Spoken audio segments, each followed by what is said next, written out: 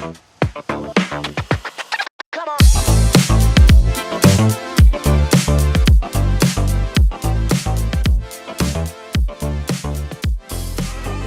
folks. I'm going to make a prediction to you right now. Donald Trump is not going to decide the 2024 presidential campaign, and neither is Kamala Harris. The decision is going to be made by the national news media unless the national news media are stopped. In 2020, the same news media made the decision they were going to prevent Donald Trump from being president, and they succeeded. The national survey that we took after the campaign proved that point. We tested a whole series of questions asking Biden's voters in the key battleground states if they knew certain truths. And then if they didn't know, we asked them, would you have voted for Joe Biden had you known? And time and again, they said they would not have. We asked, did you know that Kamala Harris was the most left-wing senator in America? Did you know America had become energy independent? Did you know that Donald Trump had been recommended for several Nobel Peace Prizes? The big one was the one everybody knows now, the Hunter Biden story. We asked Biden's voters, had they known about, did they know about Hunter Biden? And 44.9% of Biden's voters had never heard of Hunter Biden because the media had censored the story.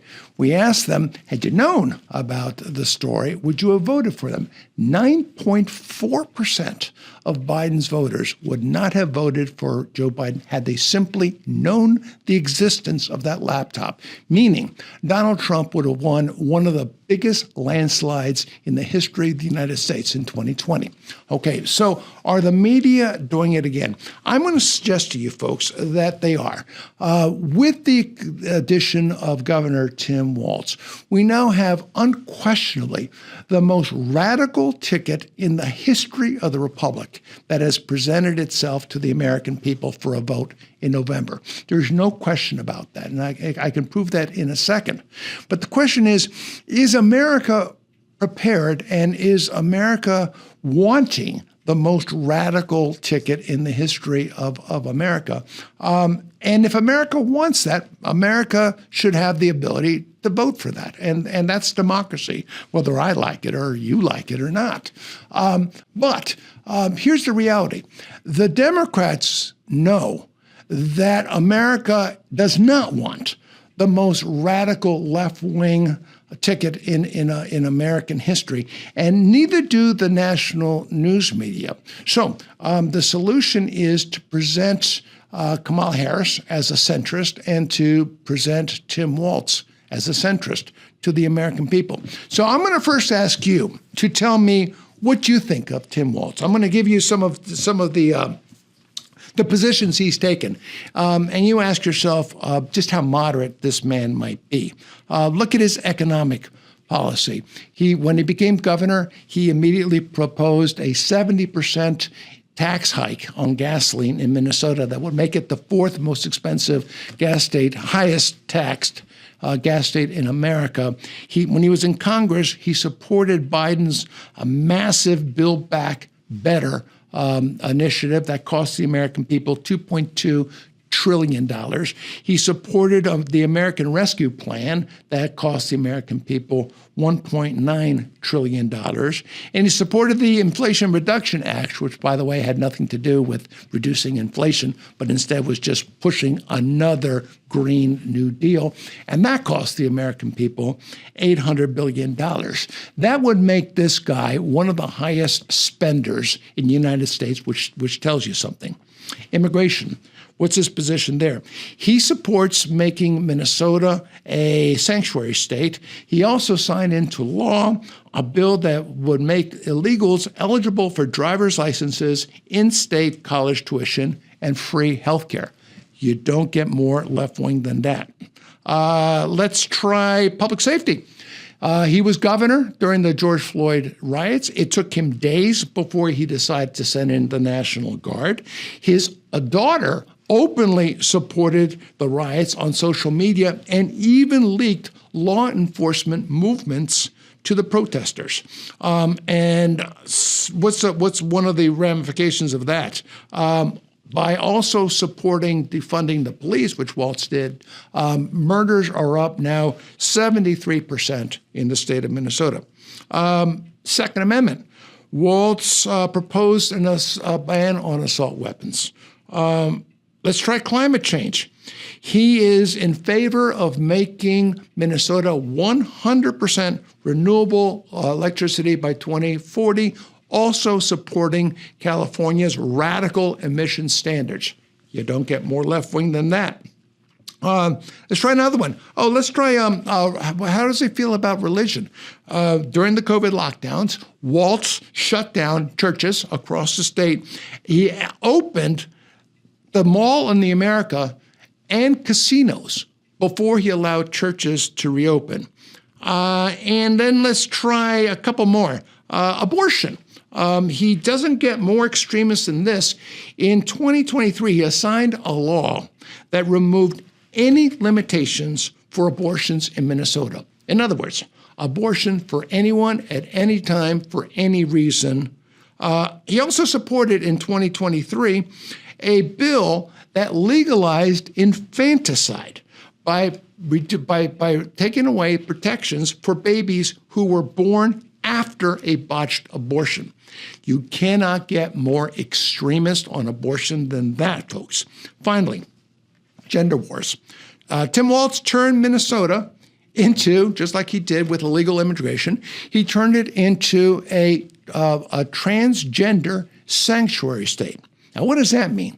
That means that, number one, anybody who goes to the state of Minnesota to get a transgender surgery, any child that goes there, will not be returned to the parents outside of Minnesota.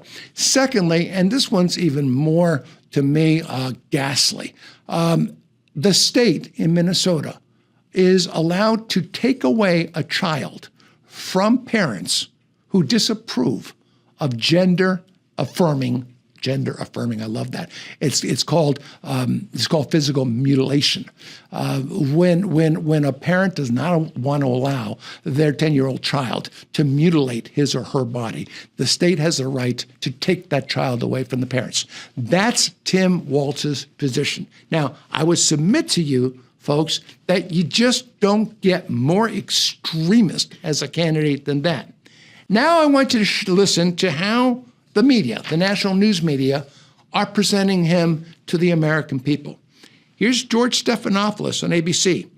Waltz appears to fit that all-American definition of a man from middle America.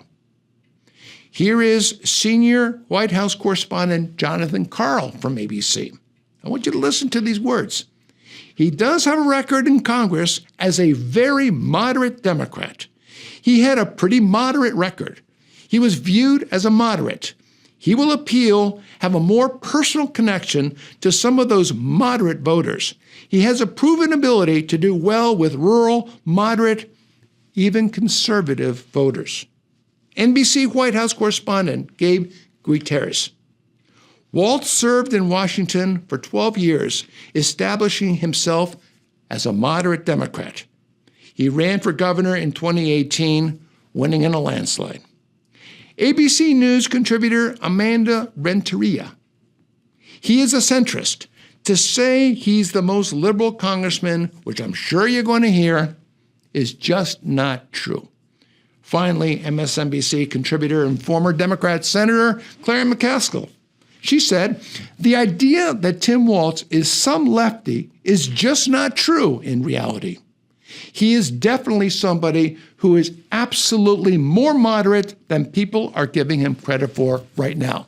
So, folks, if this is going to be the mantra of the press between now and Election Day, and if they succeed, then Harris becomes the next president of the United States of America.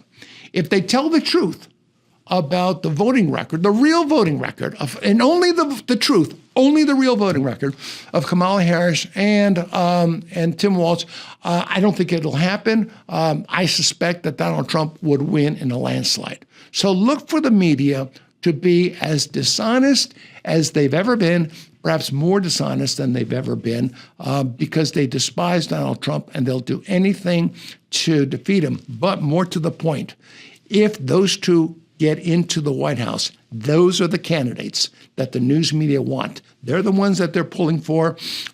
So this is going to come down to a simple question.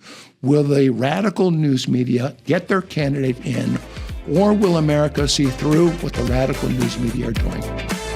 Thank you.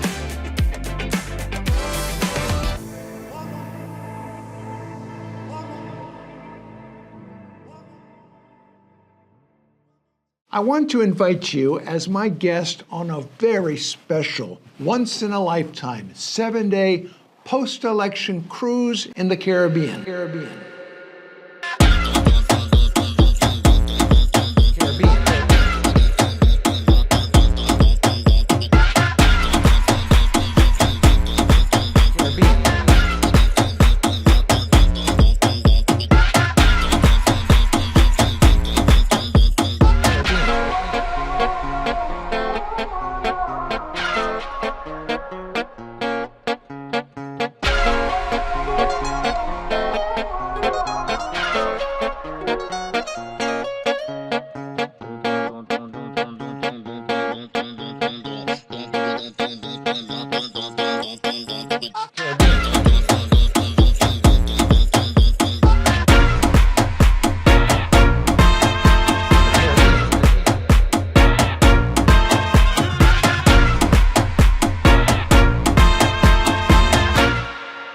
It's going to be a blast.